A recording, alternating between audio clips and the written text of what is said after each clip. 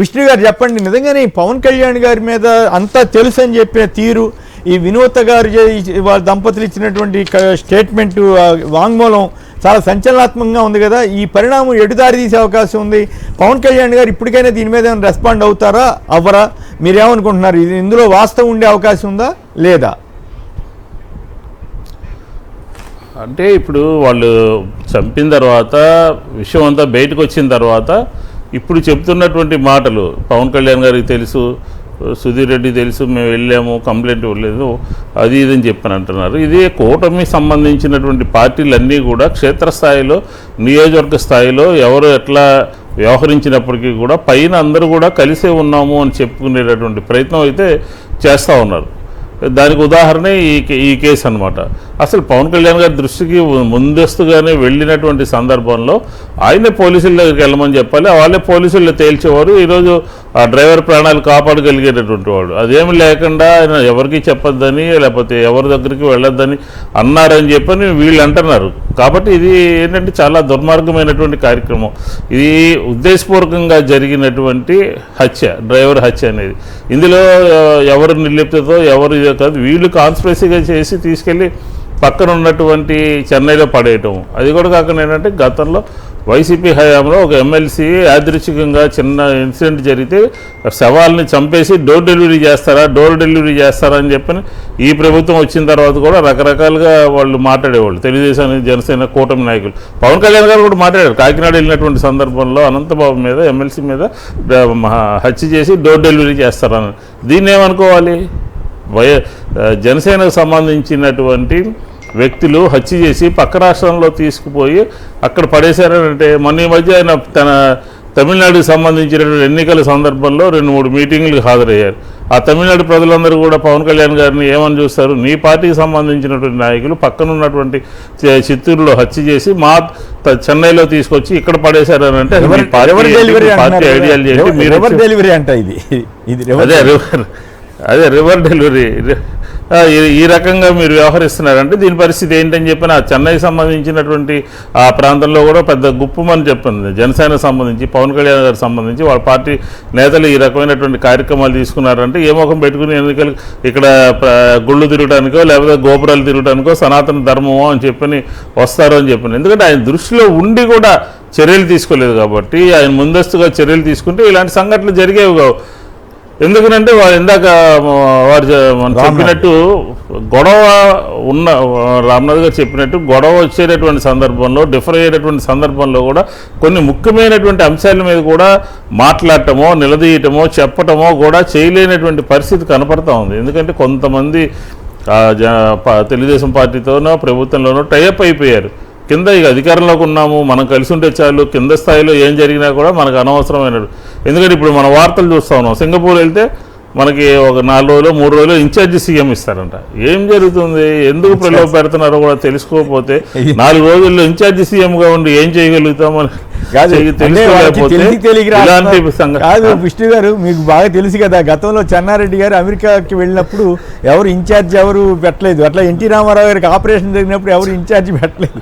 ఎప్పుడు చంద్రబాబు గారు అనేక సార్లు టూర్ వెళ్ళారు, పెట్టలేదు కదా. చెన్నారెడ్డి గారు అమెరికా పోయినప్పుడు సమరసింహారెడ్డి గారు, చెంగారెడ్డి గారు, మైసూరారెడ్డి గారు 4-5 ఒక కమిటీ లాగా వేసి సీనియర్ మినిస్టర్స్తో వాళ్ళందరితో ఆర్గనైజ్ చేయమనేవాళ్ళు.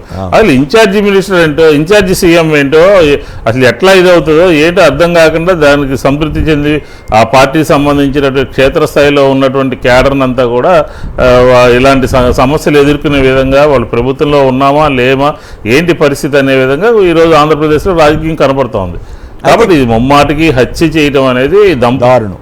ఈ దంపతుల యొక్క తప్పు.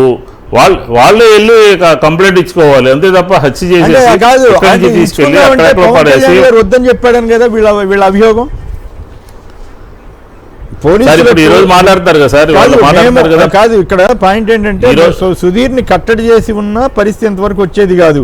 మేము పోలీసులకు ఫిర్యాదు చేస్తామన్నప్పుడు అడ్డుకోకుండా ఉంటే బాగుండేది, పోలీసులు కేసు నమోదు చేసి దర్యాప్తు చేసేవారేమో అంటూ అటు టీడీపీ ఎమ్మెల్యే సుధీర్ బ్లాక్మెయిలింగు, ఇటు మా పార్టీ నేత పవన్ కళ్యాణ్ పట్టించుకోకపోవడంతో మాకేం చేయాలో తోచలేదని వీళ్ళు డైరెక్ట్గా అంటున్నారు. ఇది మరి ఇప్పుడు దీని మీద చెన్నై పోలీసులు ఫర్దర్ ఇన్వెస్టిగేషన్ చేసేటప్పుడు పవన్ కళ్యాణ్ గారిని కూడా సాక్ష్యం అడుగుతారా? అట్లా ఎట్లా చూసే అవకాశం ఉంటుంది? దీన్ని సాక్ష్యానికి ఈయన వెళ్తారా వెళ్ళరా?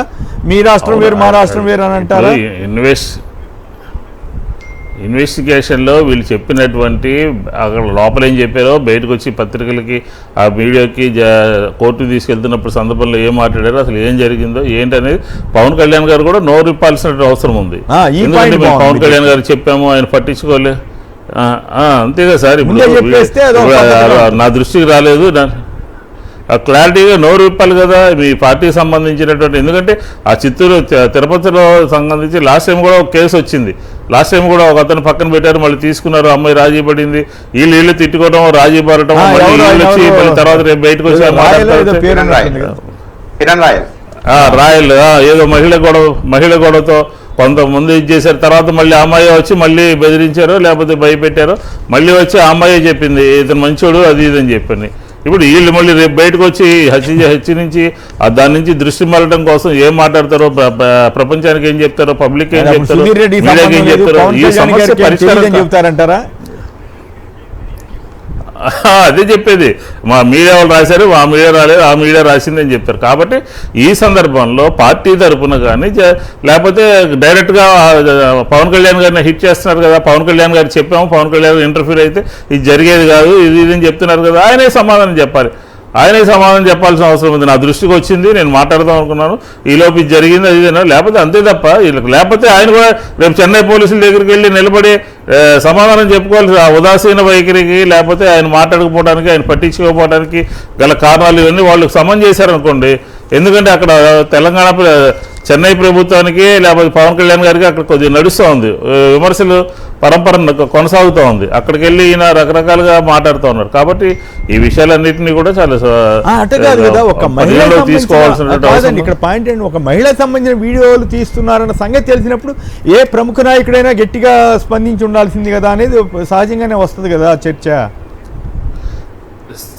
సార్ మీరు అక్కడ దాకా వెళ్తున్నారు. ఈ సంవత్సర కాలంలో ఆంధ్రప్రదేశ్లో ఈ కూటమి ప్రభుత్వంలో ఎన్ని రకాలైనటువంటి మహిళల మీద దాడులు కానీ, మహిళల మీద అత్యాచారాలు కానీ, మహిళల పట్ల జరుగుతున్నటువంటి వ్యవహారాలు కానీ ఎక్కడ ఆధారాలతో సహా పత్రికల్లో వస్తూ ఉంటే ఏ రోజైనా సరే పవన్ కళ్యాణ్ గారు మాట్లాడారా? మాట్లాడలేదు కదా.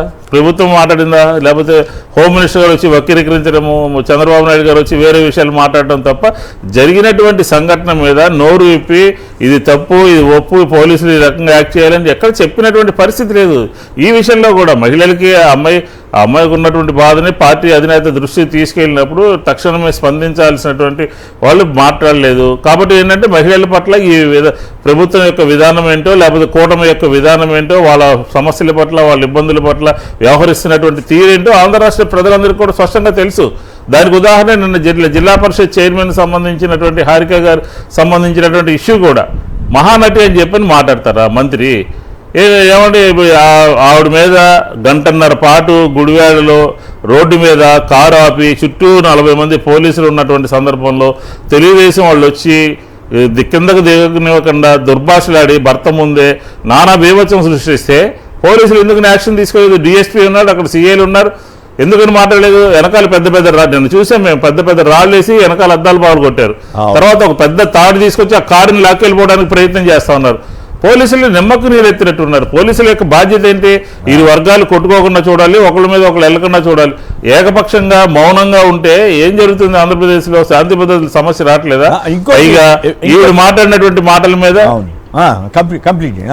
ఈవిడ మాట్లాడేటువంటి మాటల మీద కొంతమంది ఏమో వెంటనే పురంధరేశ్వర్ గారు ఇమ్మీడియట్గా వచ్చేసారు. అక్కడెక్కడో ఏదో జరిగితే, నెల్లూరులో జరిగితే ఇంకొకళ్ళు వచ్చేసారు, పక్కన ఉన్నటువంటి వాళ్ళు వచ్చేసారు. ఈ రాష్ట్రంలో అనవసరంగా రోడ్ల మీదకి వచ్చేసి కొంతమందిని భుజాన్ని వేసుకుని కొన్ని వాస్తవ సంఘటనలు, యథార్థ సంఘటనలు జరిగినప్పుడు కూడా మాట్లాడకుండా అక్కడ చూడండి ఒక అతను పోలీసులు కూడా చక్కా వేసుకుని ఎట్లా డబాయిస్తా ఉన్నాడో.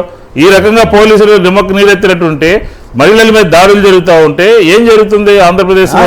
కాబట్టి మహిళల పట్ల ఈ రాష్ట్రంలో విష్ణు గారు ఇప్పుడు మనబోటి వాళ్ళం ఏ పార్టీలో జరిగినా కూడా తప్పే అని చెప్తున్నాం. కానీ దురదృష్టవశాత్తు పురంధరేశ్వరి గారు లాంటి మహిళా నేత కానీ, చంద్రబాబు గారు రోజు కబుర్లు చెప్పాయని కానీ, పవన్ కళ్యాణ్ గారు కానీ, వీళ్ళెవరు కేవలం ఒక పార్టీ వాళ్ళకి సంబంధించి మాత్రమే మాట్లాడుతున్నారు. మిగతా వాళ్ళకి కనీసం ఇప్పుడు పవన్ కళ్యాణ్ గారి దుస్థితి ఏంటంటే సొంత పార్టీ వాళ్ళ మీద వీడియోలు తీస్తున్నారనే సమాచారం వచ్చినా కూడా ఆయన స్పందించలేకపోయారని చెప్పడం. తెలుగుదేశం మీడియా అయితే మరీ దారుణంగా, మరీ అసలు ఎవరిదైనా వార్తే కదా. ఓకే, వైసీపీలో ఎవరైనా తప్పు చేస్తే రాయండి, తప్పేం కాదు, మనం కూడా చెబుతున్నాం తప్పు అయితే కేసు పెడతారు ఇది. కానీ అది దాడులు జరిగినా, వైసీపీ వాళ్ళ మీద దాడులు జరిగినా వార్తలు ఇవ్వట్లేదు. ఈ రకమైన అరాచకాలు జరిగినా అసలు వార్తే రాయట్లేదు. ఇంత పెద్ద వార్త చెన్నైలో జరిగితే, కస్టోడియల్ విచారణలో జరిగితే రోజు మద్యం మీద అట్లా అని ఇట్లా అని తెగ రాసేస్తారు కదా. మరి ఇప్పుడు ఎందుకు రాయట్లేదు? రాయాలి కదా వాళ్ళు కూడా. సార్ ఇప్పుడు జగన్మోహన్ రెడ్డి గారు మాట్లాడినటువంటి మాటలు చూస్తున్నాం కదా మనం. ఈ పార్టీకి సంబంధించినటువంటి కరపత్రికల కింద మారినటువంటి సందర్భం ఇది. వాళ్ళు ఎందుకు రాస్తారు? ఆ పార్టీకి సంబంధించినటువంటిది వాస్తవం రాయాలి, చెడు రాయాలి, మంచి రాయాలి. బురజల్లే కార్యక్రమంలో ఉంటే వాళ్ళు ఏ రకంగా ప్రజలకి ఆ విషయాలు తెలియజేస్తారు? ఉదాహరణకి మనం హారిక గారి మీద దాడి, 40 మంది పోలీసుల సమక్షంలో కారు పగలగొట్టి దుర్భాషలాడి వెనక్కి వెళ్ళిపోమని ఆ కారుని తారుతో కట్టి లాక్కెళ్లాలని ప్రయత్నం చేశారు. ఏ పత్రికలో రాశారా?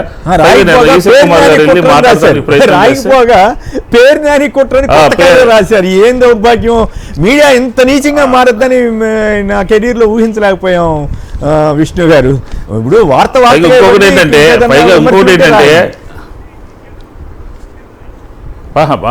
ఉన్నది ఉన్నట్టు రాయాలి, వాళ్ళకి కావాల్సింది రాసుకోవాలి. అది కాక ఇంకొక విషయం ఏంటంటే, అక్కడ తిట్టితే ఆవిడ బాధపడితే కళ్ళమ్మ నీళ్లు పెడితే జరిగినటువంటి సంఘటనలో ఏమీ లేదు, పోలీస్ స్టేషన్కి వెళ్ళి నటిస్తుందని చెప్పని రాస్తారు. అసలు మహిళల్ని కించపరుస్తున్నారా? మహిళల్ని ఏం చేస్తున్నారు? ఏ విధంగా ఆంధ్రప్రదేశ్లో మహిళల ఇది కొనసాగుతుంది అనేది మనకు స్పష్టంగా తెలిసిపోతుంది. రైట్. శర్మ గారు, నేను ఎన్టీఆర్ జిల్లా నుంచి. శర్మ గారు నమస్కారం, మాట్లాడండి. నమస్కారం, మాట్లాడండి దయచేసి. ఎవరు అభ్యంతరకరమైన వ్యాఖ్యలు చేయొద్దు దయచేసి, దానికి మేము బాధ్యత వహించాం ఒకవేళ చేస్తే. నమస్తే సార్. నమస్తే, మాట్లాడండి. బానిస అన్నట్లు శ్రీశ్రీ గారు అన్నట్లుగా ఉంది సార్ కూటమిలో బీజేపీ జనసేన పార్టీ పరిస్థితి. సరిగా వినపడలేదు. బానిస అని మహాకవి శ్రీశ్రీ గారు అన్నారు సార్. శ్రీశ్రీ గారి కవిత్వం చెప్పారా? ఆ రకంగా ఉంది సార్ కూటమిలో బీజేపీ జనసేన పార్టీల పరిస్థితి. ఓకే, వాళ్ళకి లేని బాధ మీకెందుకు? ఇప్పుడు ఈ ఇష్యూ పవన్ కళ్యాణ్ గారికి తెలుసు అని చెప్పినటువంటి సన్నివేశం చాలా సంచలనాత్మకంగా ఉందనిపిస్తోంది. మీకేమనిపిస్తుంది? పవన్ కళ్యాణ్ గారు తనకి డీసీఎం ఇవ్వడం మొత్తం సరిపోయింది సార్. ఆయనకి జనసేన పార్టీ వాళ్ళు ఎన్ని ఇబ్బందులు పడుతున్నా, ఏమి జరుగుతున్నా కూడా ఆయన పట్టించుకోవట్లేదంటారా? పట్టించుకోవట్లేదు సార్. టీవీ రామారావు గారు జనసేన పార్టీకి జరుగుతున్న కొవ్వూరు నియోజకవర్గంలో అన్యాయాన్ని గురించి ఆయన ఆందోళన చేస్తే ఆయన సస్పెండ్ చేశారు. శ్రీకాళహస్తిలో తమకు జరుగుతున్న బాధలు వివరిస్తే కేసు పెట్టదని ఆయన చెప్పారు. అదే విధంగా రాజమండ్రిలో సినిమా హాల్ పరిస్థితుల గురించి ఒక రాజమండ్రి ఇన్ఛార్జి ఆందోళన చేస్తే ఆయన సస్పెండ్ చేశారు. జనసేన పార్టీలో కూటమి చంద్రబాబు నాయుడు గారికి వ్యతిరేకంగా ఏమి జరిగినా వాళ్ళని సస్పెండ్ చేయడం తప్ప పవన్ కళ్యాణ్ గారికి వేరే పని లేదు సార్. రైట్, ఏం చేద్దాం, ఆయనకి అట్లాంటి పరిస్థితులు. రైట్. హేమాద్రి గారు విజయవాడ నుంచి. హేమాద్రి గారు నమస్కారం, మాట్లాడండి. Good morning sir, all of you. నమస్కారం సార్. హ్యాపీగా సార్, మా అంతా జన సైకిల్ ఫుల్ హ్యాపీ సార్. 4 రోజులు మాకు ఇన్ఛార్జ్ కాదు, మేము సీఎం ఇచ్చారు కాబట్టి నాకు ఎక్కడిచ్చారు ఎందుకంటే ఆయన సుగాలి ప్రీతి 30,000 మందిని ఇవన్నీ తీసుకొస్తాడు. చెప్పి చంద్రబాబు గారికి ఏం లాభం ఉంటుందా? ఈయన సీఎం అయినా ఇంకేవన్నీ తెచ్చేస్తారు. జన సైనికులు, క్రియాశీల జన సైనికులు. సరే, అది వేరే విషయం. కానీ ఇప్పుడు ఈ కేసు ఎటువైపు మళ్ళీ అవకాశం ఉంటుంది? నిజంగానే వాళ్ళు వాస్తవాలు చెప్పుకుంటారా, అవాస్తవాలు చెప్పుకుంటారా? చెన్నై పోలీసులకి పవన్ కళ్యాణ్కు అంతా తెలుసు అనేది పెద్ద సంచలన వార్త కదా. సరే, తెలుగుదేశం మీడియా ఇవ్వలేదు, అది వేరే విషయం. వార్తను కప్పిపుచ్చే ప్రయత్నం చేస్తున్నారు. ఇది వాళ్ళు నిజం చెప్పే అవకాశం ఉందా లేదా? ఒకవేళ వాళ్ళు విష్ణు గారు అనుమానం వ్యక్తం చేసినట్టు బయటకు వచ్చిన తర్వాత మళ్ళీ మాట మారుస్తారా? ఏం లేదు సార్, బయటకు వచ్చిన తర్వాత మళ్ళీ మాట మారుస్తారు. ఎందుకంటే ఇక్కడ వచ్చిన తర్వాత వీళ్ళ బెదిరింపులు వేరు. అక్కడంటే పవన్ కళ్యాణ్ గారు ఏమైనా హెల్ప్ చేస్తారేమో, ఆయన పేరు చెప్తారని అది చెప్పచ్చు. ఓ అట్లొచ్చారా అంతే సార్. రైట్, చూద్దాం మరి. ఏదేమైనా అది బాధాకరమైన ఘటన. ఇన్ని పరిణామాలు జరుగుతున్నా కూడా ఎక్కడ పెద్ద నాయకులు, కూటమి పెద్ద నాయకులు ఎవరు నోరు విప్పకపోవటమే అనేక అనుమానాలకు దారితీస్తోంది.